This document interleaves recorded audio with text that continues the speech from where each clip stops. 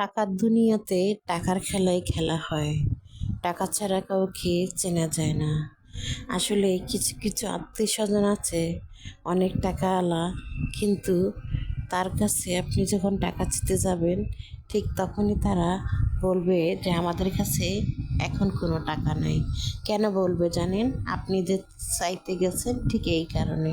যদি আপনি না চাইতে যাইতেন তাহলে এরকম দুঃখের ইতিহাস আপনাকে শোনাইতো না।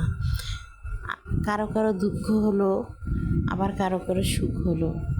আসলে এটাই দুনিয়ার খেলা, এটাই দুনিয়ার বাস্তবতা, যা এখন বর্তমান দুনিয়াতে বোঝা যাচ্ছে। অভাবে পর না পড়লে তো আপনি কেউ কি কখনোই চিনতে পেতেন না। আর টাকা থাকলে আর না থাকলেই চেনা যায় মানুষ কেমন।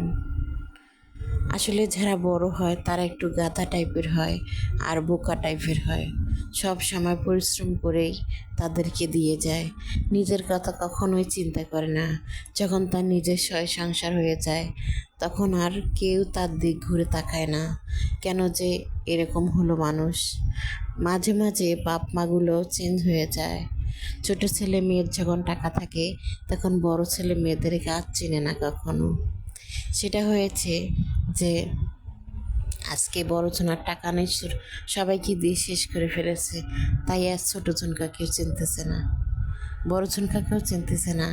ছোটদের টাকা হয়ে গেছে, এজন্য বড়দেরকে এখন কোনো বংশে কোনো কিছুতে দাম দিতে চাচ্ছে না তারা।